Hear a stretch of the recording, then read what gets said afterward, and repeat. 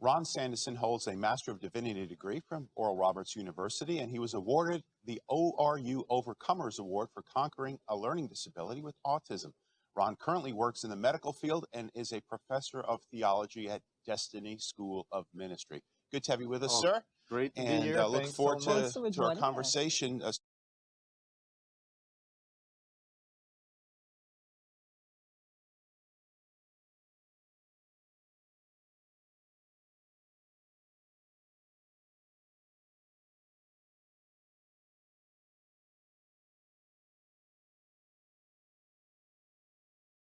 Hello there, rabbits. It's Head Hare Phoebe from Warren Academy here.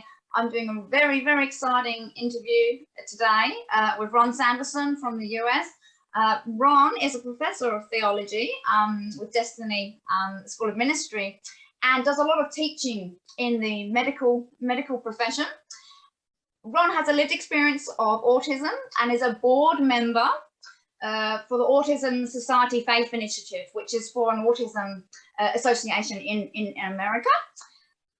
You have memorized, you have a fantastic memory, Ron, so I'm just going to throw in a few extra wonderful talents that you have. You memorized about 15,000 scriptures or more. Forgive me if my numbers are wrong.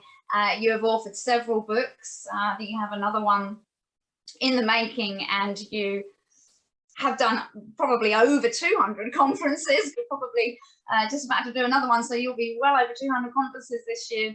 So I'm very excited that we're going to have a chat today. So Ron, just say hi and wrap up your current most passionate piece of work or project that you're doing currently, and add any bits that I've missed in the intro there. Thanks so much for having me. I'm currently writing now my 5th book, and my 5th book's going to be on the purpose-driven mental health, how we can be purposeful, active in our mental health, and how over a 6-month period of time we can go to gloom to glory, to say. Wow, that sounds like a book that I need on my bedside table. Oh my goodness.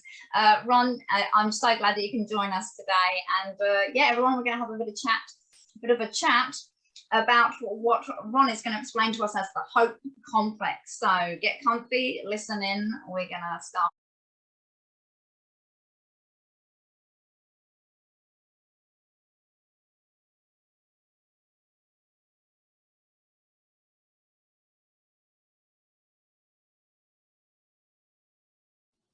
Ron Sandison holds a Master of Divinity degree from Oral Roberts University, and he was awarded the ORU Overcomers Award for conquering a learning disability with autism. Ron currently works in the medical field and is a professor of theology at Destiny School of Ministry. Good to have you with us, sir. Great to be and here. Look forward to our conversation. So important today. Some of the stats are pretty amazing. 60,000 families in the United States alone will have children born with autism in this year, and 1 out of every 6 children in the U.S. Having autism. You grew up as an autistic child. Tell us a little bit about how that happened and what happened in your life when that discovery came about. I was 18 months old. Before my development was normal.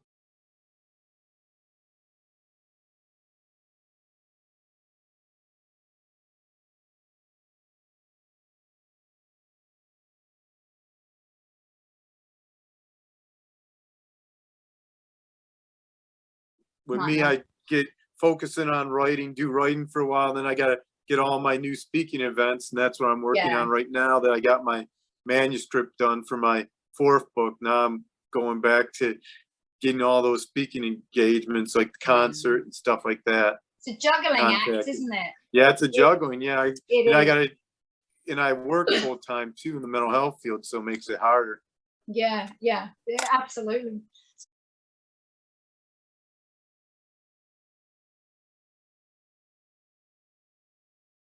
Tell me a bit about yourself. I've read little bits, and you seem like a very interesting, very empowered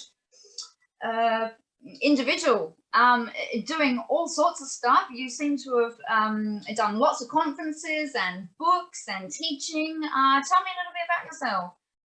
So my diagnosed with autism was in 1982. When I was diagnosed with autism in 1982, it was only 1 in 10,000. Now in the US, it's 1 in every 54 children, 1 in every 37 males. So the numbers have gone up dramatically. The first sign that I had autism was at 18 months. I went from being able to say mommy to only mom. And I went from being able to have perfect eye contact before 18 months to no eye contact. And my mom knew there was something drastically different between me and my brother Chuck and Steve, who were older than me. So she immediately took me to a pediatrician at 18 months, and the pediatrician said, men are like fine wine, you got to give them time. That's good for women dating, but not for a kid with autism who needs immediate services. And women are like flowers, they blossom quickly. So my mom decided to quickly get me involved in speech therapy, as intense speech therapy all the way from age 2 to age 16. When I was 7 years old, my speech was so delayed, my brother Chuck would introduce me to people saying, you need to meet my brother Ron, I think he's from Norway. He'd have me talk, no one knew what I was saying. He became an expert at Norwegian languages. And then July 30th this year, I'll be speaking in front of 6,000 people at a Christian rock concert in Metro Detroit area. So now I'm speaking in front of large crowds. I've spoken at churches with as many as 6,500 people present, sharing my story and journey with autism. Wow, that's quite an evolution from struggling to then presenting to big crowds. That's incredible. But here's why. Most people's development is in a linear progression. You learn how to tie your shoes, you begin saying a few words, sentences, and then you're able to speak in paragraphs. More people with autism are like a jack in a box. Not much is happening. Suddenly, pop goes a whole paragraph. And my development's like that. It started very slowly, but then when I started developing much later in life, my milestones exceeded those of other people. I was 20 years old when I graduated from high school. People wanted me to wait 1 more year so I could be a designated buyer. I was 36 years old when I moved out of my parents' house, 37 when I got married. I was 40 when I had my first child, Michaela. I was 41 when my first book came out. Now at 47, I have 3 nationally published books and signed a contract with my 4th book on autism growth and transitioning to adulthood. So my progress was much slower in the beginning, but then once it took on momentum, a lot of great things have happened. I'm 14 years working in the mental health field. I am a professor of theology now, going on 19 years. It will be 20 years in August. So those milestone delays weren't milestone denials with a lot of parents. That offers them hope.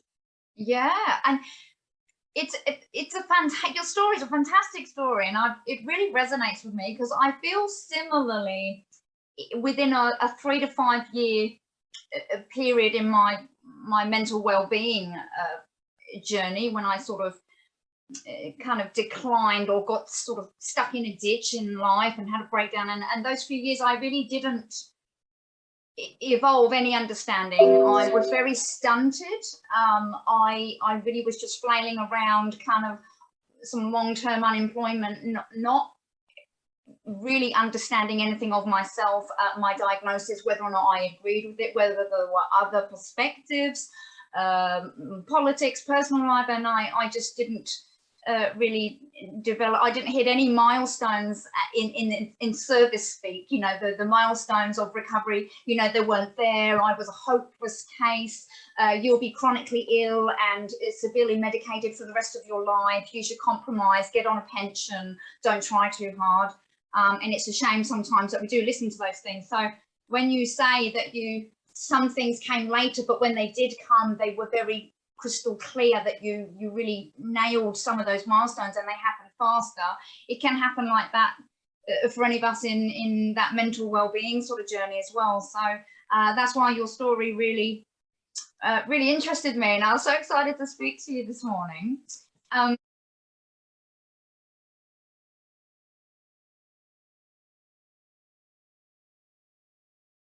I think too, with the mental health field, one of the major things that people with autism, and also I've been working in the mental health field now 14 years. And I think one of the major things that people experience is a hope complex, and it makes them give up trying. And the hope complex was actually discovered in 1967, the University of Pennsylvania, by Dr. Mayer and Dr. Martin, who were doing shock treatments on dogs. And what they found is that a dog, if he got a shock on the right side, would quickly move to the left side to avoid being shocked.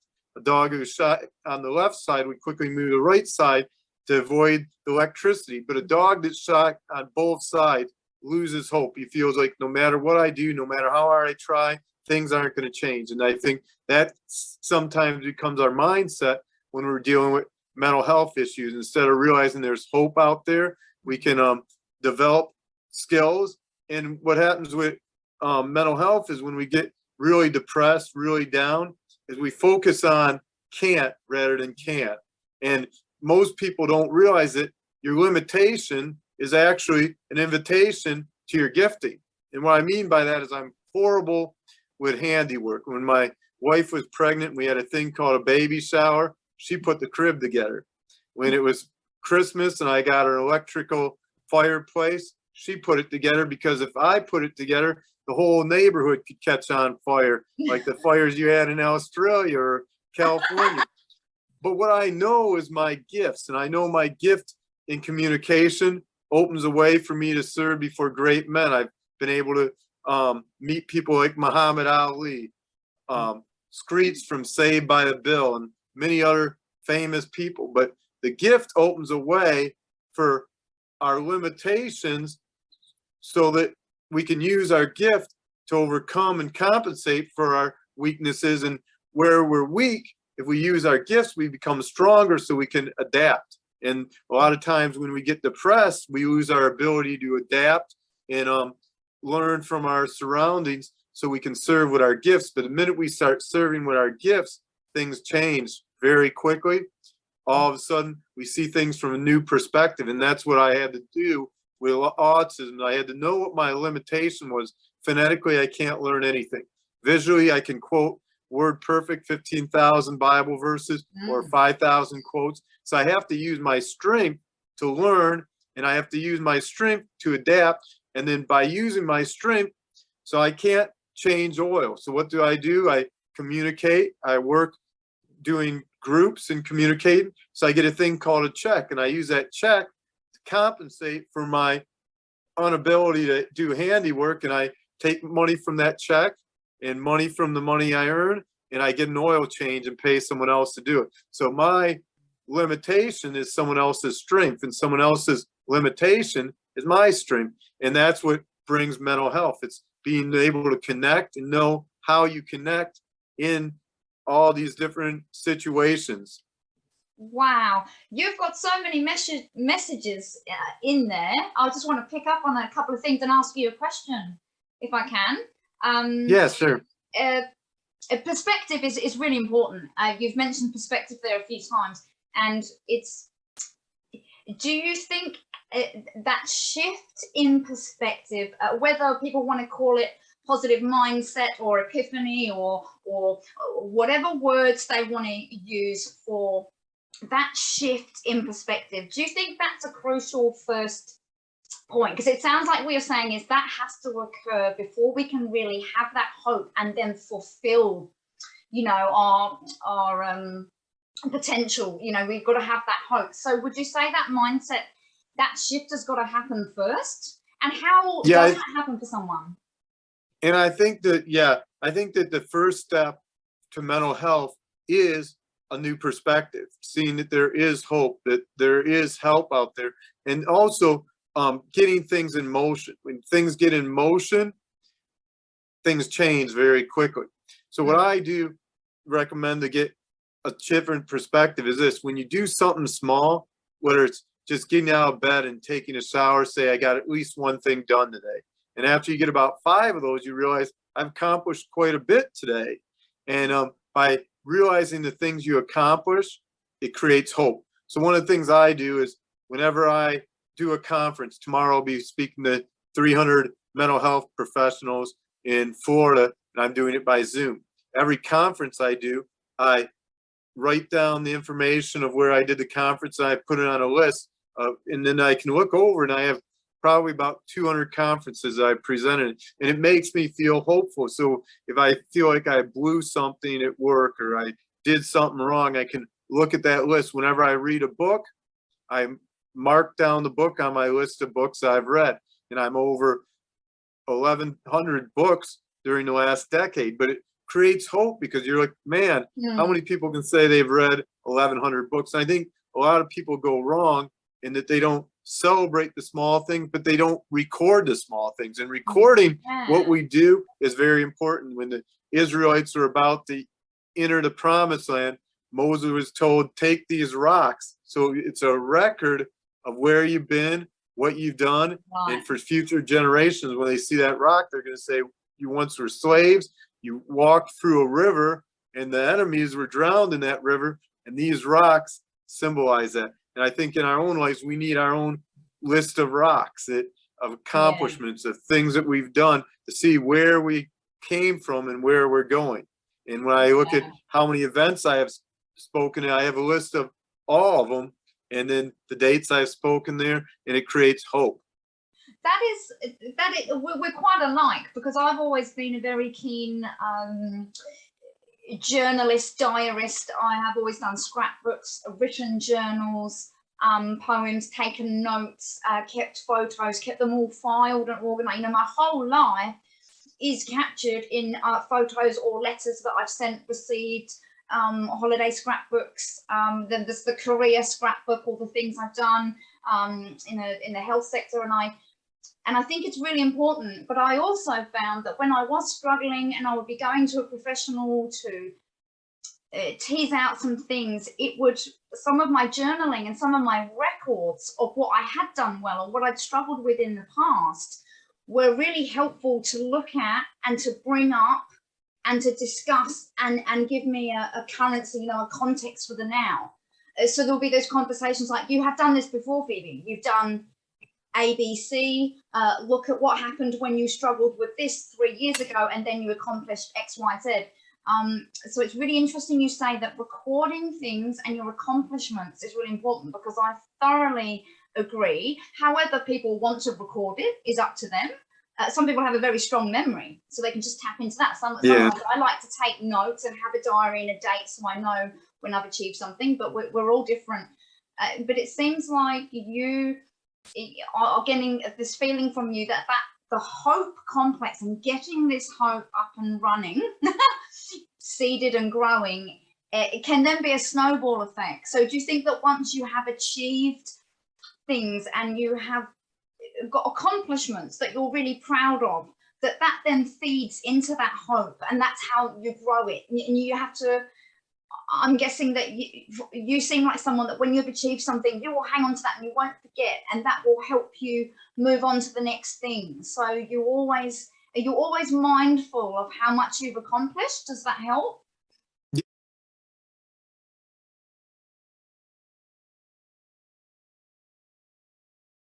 Yeah, and I think nostalgia is important too, because if you realize you had hope in the past, then you can have hope in the future. You realize that your feelings aren't by your environment, but you create those feelings and project them on your environment. That's key too.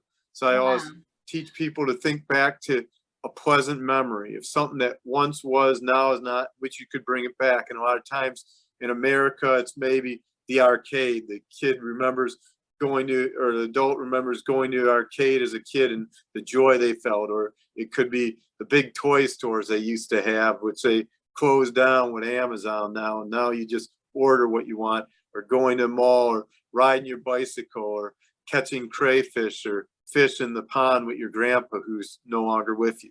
So I think that when you can learn nostalgia experiences where there was time where you felt hope, you can grab hold of those and try and create new memories in the present with that hope that you've learned in the past.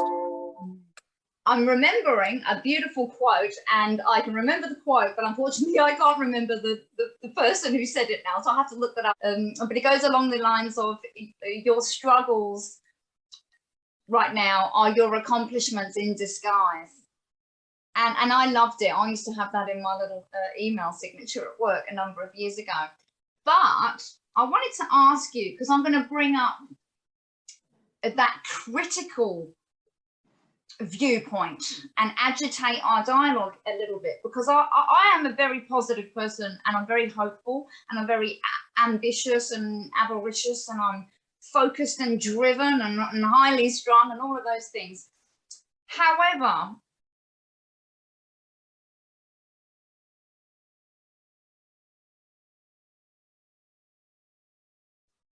I often have conversations in some of my working circles. I teach and assess for a university out here in the field of allied health, so occupational therapy, social work, and those allied health professions, although I have done workshops for medical students and psychologists as well. And we have a community of practice where some of us people with lived experience come together and just go through lots of topics, honing our skills, usual community of practice type thing, upskilling ourselves. And we have a number of times had this conversation where hope can be not helpful. And I'll have to try and explain this in a way. And I think I mean in the respect that if a professional comes to you and says, oh, have hope, oh, you've got to hope for more, or well, let's hope this works out, and we focus so much on hope, that what can happen to a person who really is very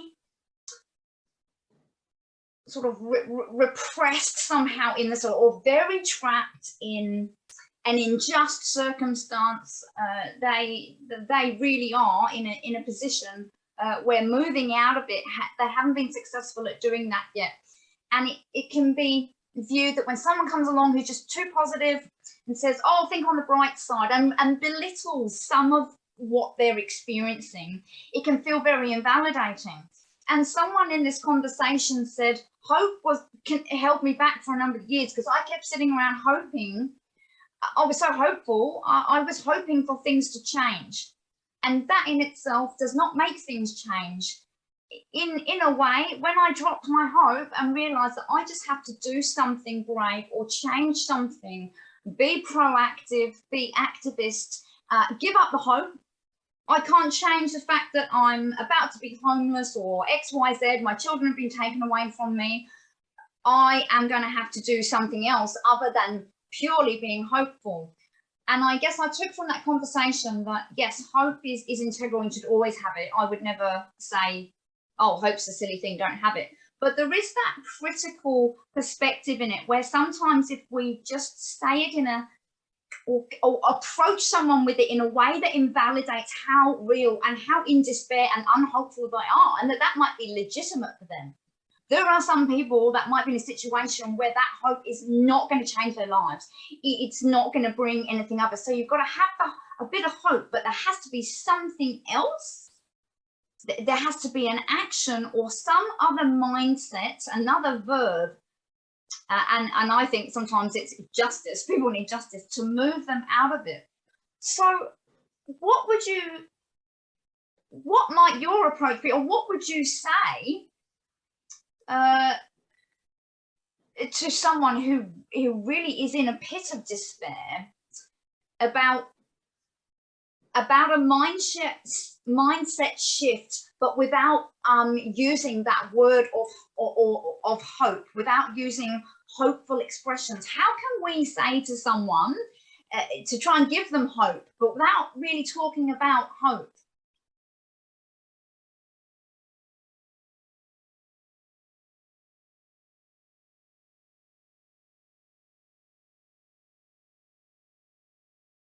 I use a lemonade story.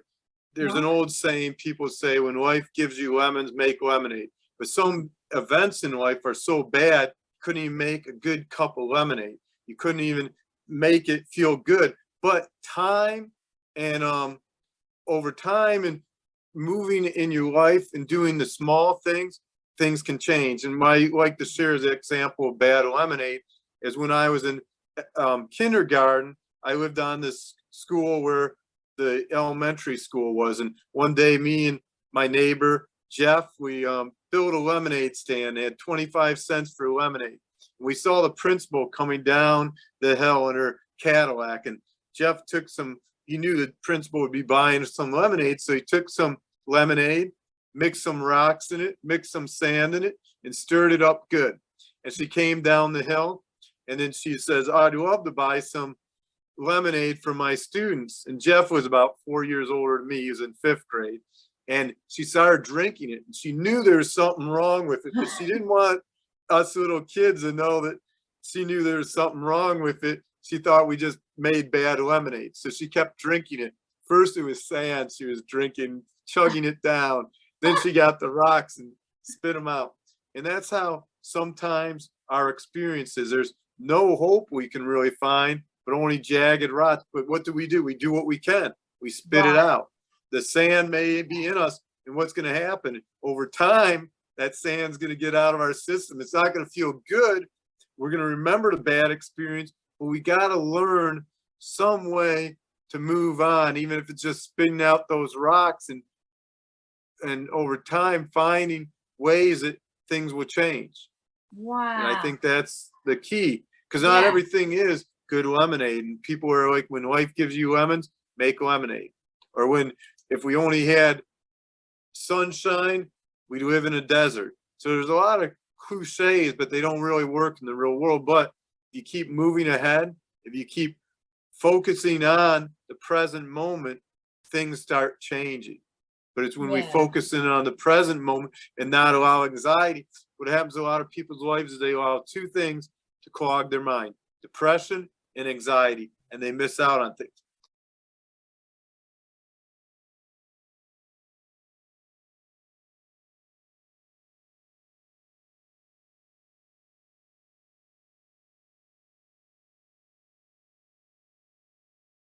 They did a study on people who say I'm lucky and people who say I'm unlucky.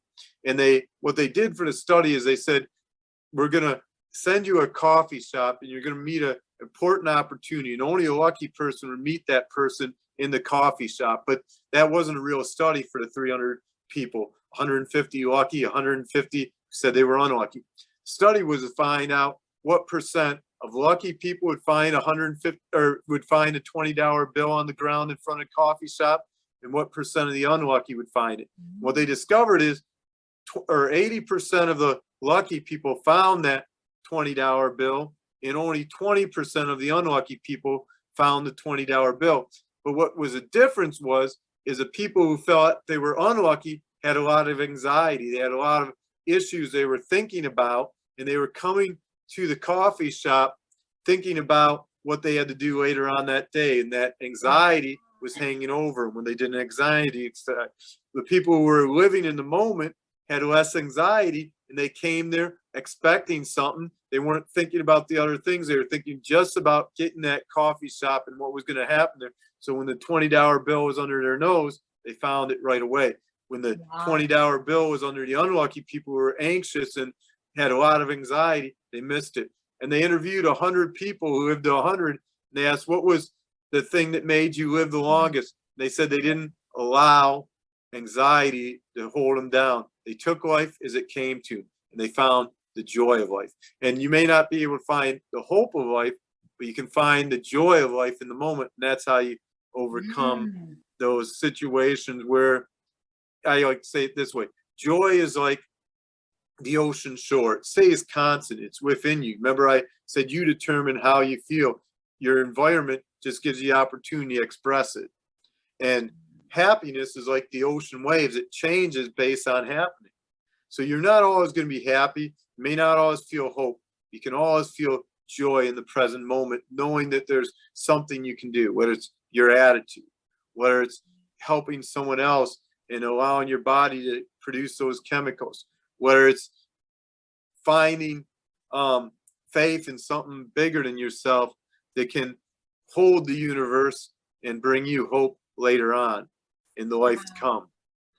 That's a beautiful explanation. And I think sometimes the simple, beautiful, elegant explanations hold so much truth and are so powerful. Do something with what you've got there and then. and that will be an experience. You just have to move forward somehow. And what you've just said there about, yes, there can be anxiety and stress and depression, and you may have that so much of the time, but there is always somewhere in us that ability to at least enjoy a present moment, even if it's a beautiful bowl of ice cream or just something. People pick the thing that they like, but there is that ability to be really mindful and present in a period of time, whether it's just 5 minutes or for a day, to enjoy that thing. And I think that is such a powerful message, because if we don't find a way to do that, we just die without joy, don't we? I think we die inside without joy, and then we do end up stuck in that very anxious and depressed mindset. So yeah, if we can find any moments of joy, even if they're fleeting, I think that's a wonderful message. Yeah, because I want to go out to Australia. It's one of the few countries I haven't been to yet. You must come. I've been to Africa and if you do ever come here to do a conference, if you come in person, yes, let me know. It's beautiful. Yeah, I'd love to do a conference out there. All right, I'll keep an eye out. We have, we love our conferences in Australia. So yeah, I know that. Yep. You had a lot of mental health ones. I get emails all the time. Yeah. Oh, fantastic. And maybe in a month or so, we can have another chat and do a nice snippet for my another course. Yeah. The end of August or end of July, I'm going to be going to UP, Upper Peninsula, Michigan, and I'm going to be I have like a week off, but I'm going to be finally taking a vacation, first time without any I got 2 speaking engagements right after we get back from the UP, but then when I'm on the UP, I'm going to kind of take a break. Yeah.